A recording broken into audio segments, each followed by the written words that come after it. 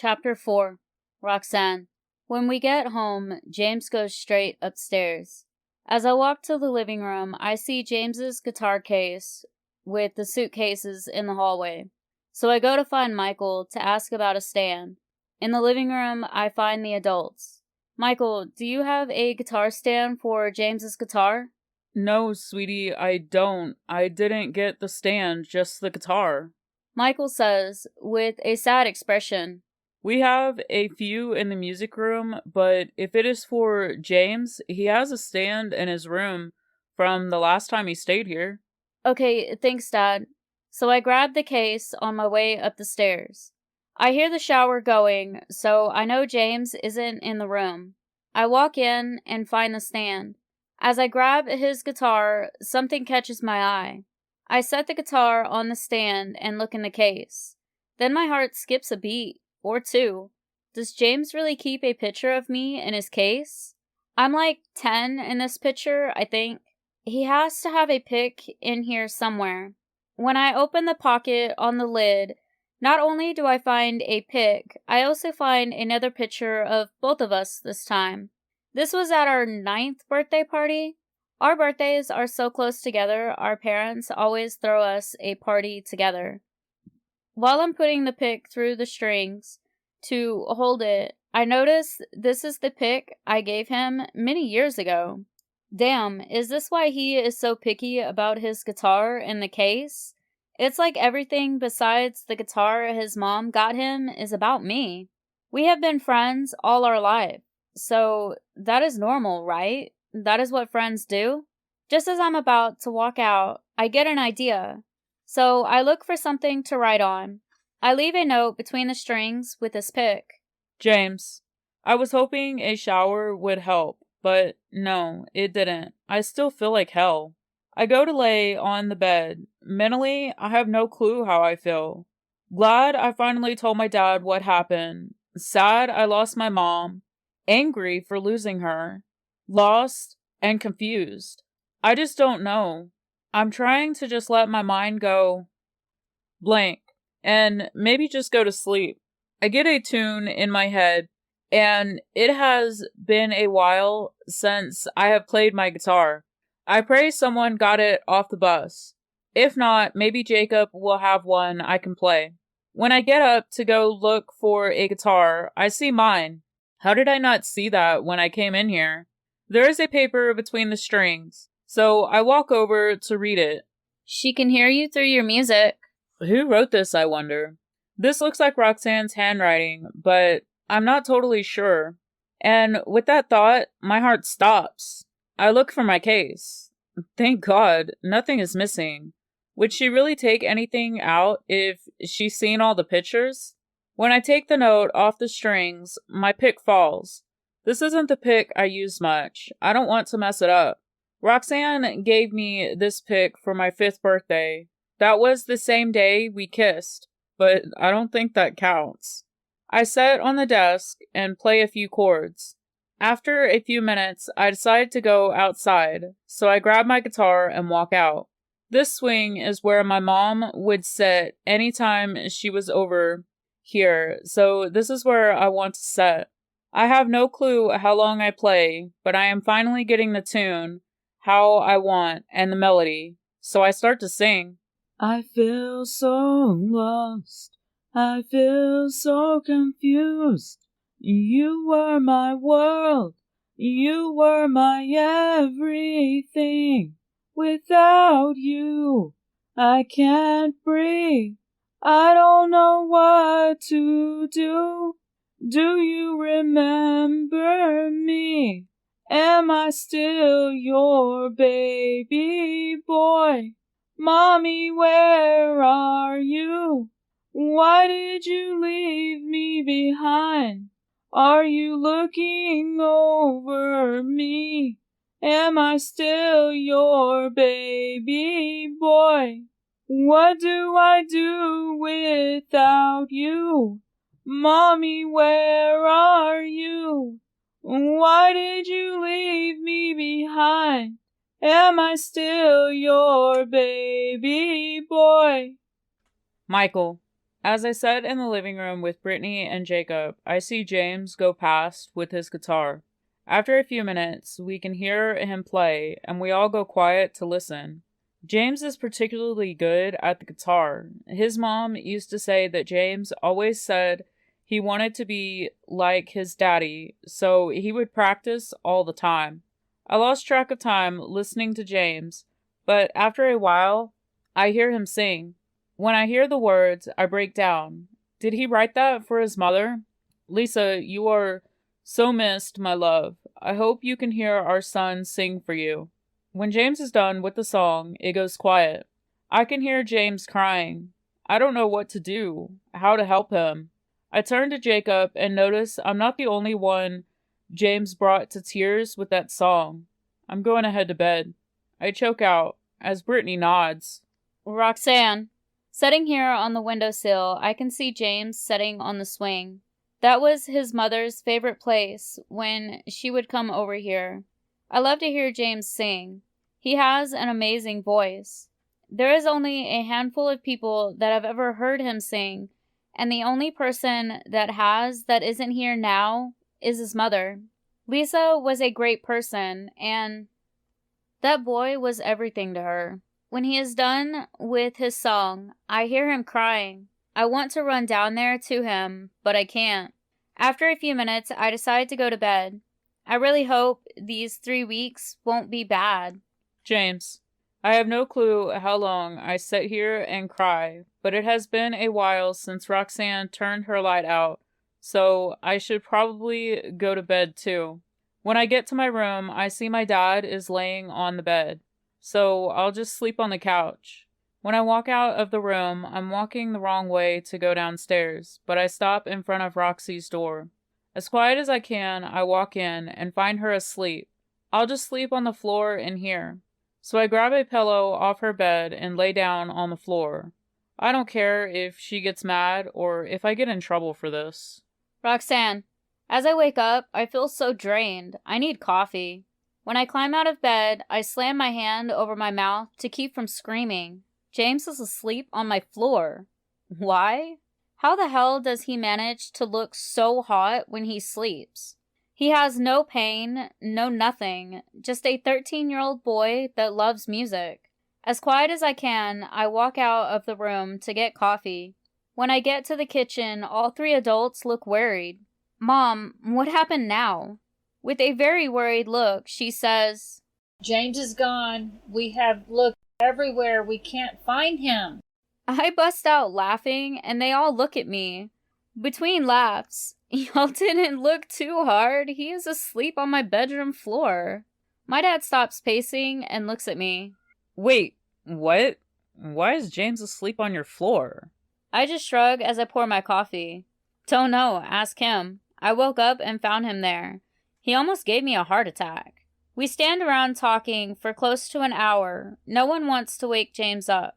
When he walks in the kitchen, his hair is sticking up. I love that look on him. He really does look like a younger version of his father. Michael smiles and asks, So, how did you sleep? I can't help but laugh. James walks over to me and looks in my cup. It is half full. This is like my 3rd cup. As he takes the cup out of my hands, he leans down and whispers in my ear, Your floor is very uncomfortable. I bust out laughing till I notice he is walking away with my cup. Hey, that is my coffee, James! Not anymore. Now it is mine. You have got to be kidding me. He takes a drink and sets the cup on the counter before walking out of the kitchen. So I think maybe he didn't like the coffee, but that can't be. We drink it the same way. Till I get to the cup and see he drank it all before he set it down. You drank my coffee, you jerk! I see him at the end of the hall. He shrugs his shoulders and walks off. Before I can chase after him, my dad asks, What did he whisper? Oh, that my floor is uncomfortable. And with that, I run after James. Where did he go? As I'm looking in every room to find him, I have my 2nd heart attack for today. James is in the gym, working out, and oh my god, he is fine. I'm leaning on the door frame when Michael gives me another heart attack. What are you doing? I jump and almost fall. I probably would have if Michael didn't grab my arm. Aside from trying to keep my heart in my chest today, I fuss as my mom walks down the hall. What happened? I heard you yell. The Matthew boys are trying to kill me. And both of them say at the same time, I didn't do anything. My dad looks like he is going to die laughing at this point. I storm off as I fuss, I'm going to do schoolwork and try not to die. Brittany, Michael and Jacob are still laughing at Roxanne as I walk up to see James has gone back to his workout. Michael, do you know how James is with his school stuff? I ask him. I know Roxanne said she doesn't think James has done anything with school since Lisa, and I would hate for him to fail. No, sorry, I don't. I don't think he has been doing it at all. I poke my head into the gym. James, why don't you do some schoolwork? Do I have to? He whines. James is smart, I know that. And I also know it's going to be hard to get him back into anything he did with Lisa. Yes, you have to. If you don't do at least 3 hours of work getting caught up, no guitar for a week. And that he stops dead in his tracks to look at me with a very pissed off look. Here comes the firework, but I don't have any other ideas. I don't want to overstep here, but he is only 13. You can't do that! He yells, and I think I did overstep here. I promised Lisa I would look after him, so that means the good and the bad. I'm not going to fight with him. All I do is walk away and go to his room so I can grab his case. As I'm putting his guitar up, I see the pictures. Wow, I didn't know he has this big of a crush on her. I always thought Lisa was just picking on him. Where do I put the case that he won't find it, because I have no doubt that he will look. In the end, I slide it under my bed. As I make my way downstairs, I see James. You didn't! He yells as he runs up the stairs. Jacob looks at me. Is this really the way to do this? Any other ideas? I'm all ears, boys. He is 13 after all. How else do you think I can get him to do something he doesn't seem to want to do? As both guys just look at me, I know I'm right, I hope. Where the fuck is my guitar? I hear James yell, and Roxanne comes over to us. What is going on? So, your mom thinks taking James's guitar away is going to get him to do schoolwork. Michael answers her with a soft laugh. Roxanne says, No, that is just a surefire way to piss him off for sure. She may have a point, so I ask Jacob and Michael, although Michael looks like he just wants to stay out of this, what else is there that I can take away from a 13-year-old boy to get my point across? After a few minutes, I add, besides taking your daughter away, because that seems to be the only two things that kid seems to really care about. Mom, he doesn't care about me. We're just close friends. I don't even have to answer that as both guys bust out laughing. Roxanne goes back to the living room, annoyed as James comes storming down the stairs. Where is it? 3 hours of school, you can have it back. Fuck no! Give it back now! My mother bought that for me! It's not being damaged, James. Trust me. He cuts me off with. Trust you? Are you out of your mind? You just took my guitar, and you want me to trust you? With a thought in mind, I say, okay, fine, I'll give it back, but no Roxanne for a week. No talking, no texting, no being in the same room for a whole week or 3 hours of schoolwork. Now that everyone's jaws are on the floor but James, he is just pissed. What's more important, James, the guitar or Roxanne? Fuck this shit! I fucking hate it here! James yells as he storms off. I turn to Michael. The guitar is under my bed in the case. I may have stepped over the line with the guitar, and I'm sorry. No, it does mean a lot to him, but in the end, it's just a guitar. You didn't do anything but piss him off, so it was no harm to him. Jacob looks at me. Where did James go, by the way? Please say that boy didn't run off. Roxanne, where is James? He went outside. He is being a prick all over a guitar. Really? As I see Michael walk from the window that overlooks the backyard, I ask, what is he doing? First thing you took away only pissed him off. The second thing, though, that worked. He is out there sitting on the grass with school stuff. I can't hold my laugh while Jacob is trying to get his jaw off that floor. What was the other thing that you took away? Roxanne asks with a confused look. Something that means more than that guitar, I guess. Nothing means more than that guitar to him. He just wants his guitar back. And Michael starts to... James, this is bullshit. I can't believe she would do that. I would have gotten my guitar back, no problem, if I bitched enough. But for her to take Roxanne away, that was low. I didn't notice how far behind I had gotten. I'm not sure I'll ever get caught up. I have no clue how long I'm sitting here, or how much of this I have even went through. Son, dinner is ready, my dad says, but I'm not hungry. I'm sure as hell not going in there with her. Roxanne. Dad looks at Michael as he walks back in and says, He is not coming in, I guess. You have got to be kidding me. I stand and storm outside. He has been out here all day, like 8 hours straight. I have only seen him move for the bathroom and water. What the hell did my mom take away then if she gave the guitar back? It has been sitting right here in front of him all day.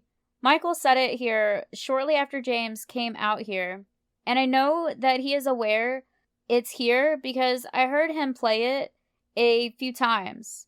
I even got the damn periodic table stuck in my head now. My parents were laughing at me because I was dancing to him singing, then fussing after because it was stuck in my head. Don't be a prick, James. Mom cooked. I'm not being a prick. She's a bitch. Don't fucking yell at me, James! Don't call me a prick then! Then don't act like one! You need to eat, I add. He hasn't eaten all day. Fine, I sit on the grass. And he looks at me. Whatever. If you don't eat, I don't eat. What are you working on? Go eat, Roxanne Faith Richardson! Go eat, James Allen Matthew! I stick my tongue out, then add, I know your full name too. I can do that as well. I lower my head and look up at him with a puppy face. That won't work, Roxy, he says with a smile he is trying to hide. So I start to make a whining noise. James is trying so hard not to look at me. So I crawl closer to him. I sure get his attention doing that. I get right next to him and whisper in his ear, please. When he still won't move. What do I have to do for you to come have dinner? And then I turn bright red at the huge smile on his face. Down, boy, down, I say, as I stand and go to walk in. I only get a few steps before he grabs my arm and whispers, There is so many things I would like you to do. Making a chill run through my whole body. When we walk inside, everyone looks at me, and I just shrug. Don't send a man to do a woman's job. And my mother busts out laughing. James hasn't touched any of his food. He is just looking at the table. So I throw a roll and hit him in the head. That wasn't the plan, but that will work. All 4 of them are looking at me. What? I didn't do anything. I tease. As I stand, just as I do, so does James. And I take off running. James is faster, though, and catches me easy. When he does, he spins me around and throws me over his shoulder. James, what are you doing? I ask, as he walks to the pool. All 3 parents are laughing now, so they are not going to help me. After James throws me in the pool, I come up and see him laughing. See? I can get you wet in front of our parents. Oh my fucking god, he didn't just say that. I splash him as he walks away. Brittany, as I'm watching the kids, I look at my app that lets me see what the kids have done on school. Then I look at Jacob and say, so I take the guitar and get a pissed off yelling 13-year-old boy that was slamming doors and throwing a tantrum. So I take your daughter away, and that same 13-year-old just did 2 months of schoolwork in 8 hours. Both guys just look at me, so I turn my phone to show them all the checks as James completed work now. James, as I wake up the next morning, I'm so out of it. My birthday is in a few days. Without my mom, though, I don't want to do anything. I open my door to go find coffee and lose my mind. Roxanne is walking out of the bathroom in just a towel. I didn't need or want my brain today. When she notices me frozen in my door, she stops, then jumps back in the bathroom. Sorry, I forgot my clothes, she quietly says while looking around the door. My brain hasn't started working yet, so I'm just standing here looking at the bathroom. Then I hear, Can you go back in your room so I can go to mine? I don't answer. I just shake my head with a huge grin. Fine, you jerk. She grits out between her teeth, then walks out of the bathroom to her room.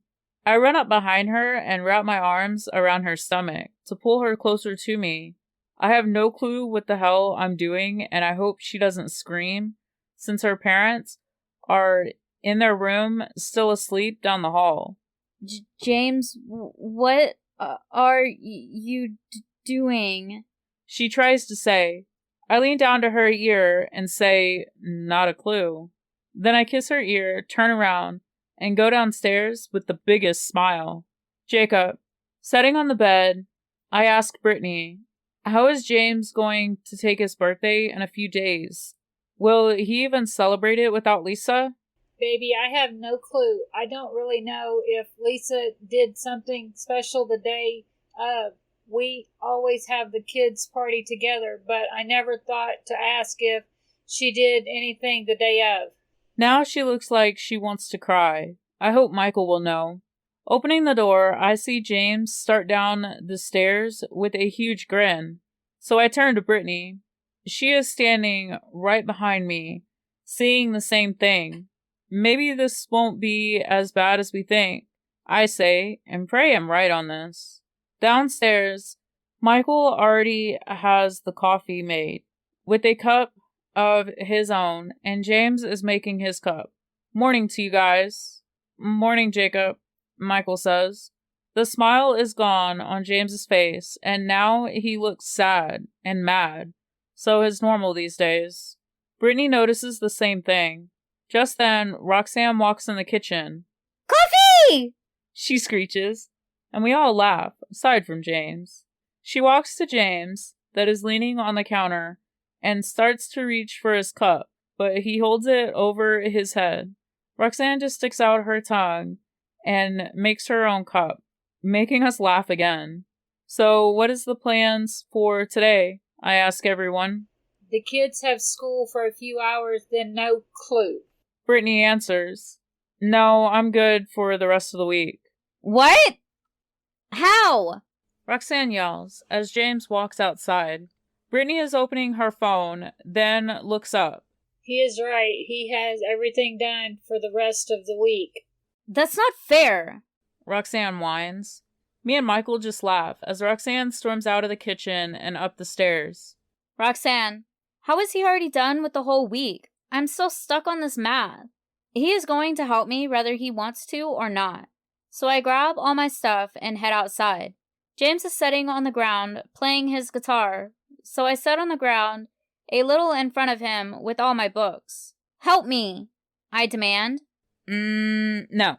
He teases. James, please help me. Why should I? It's not my fault you're not done yet.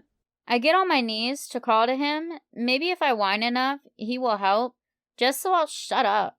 His eyes go wide, and I think maybe I'll get my way. Then he stutters, Maybe you should go put on a bra? What? Wait. Then I look down. Oh my God. He is looking down my shirt.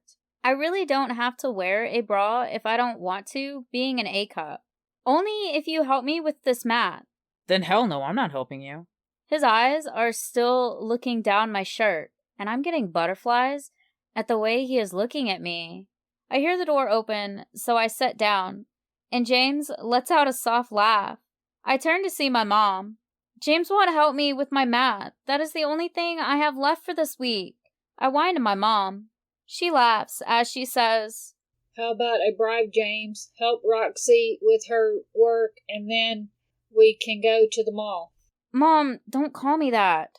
James looks straight at me and says, Roxy? Really? I stand to my feet. I hate all of you, I say, as I walk inside.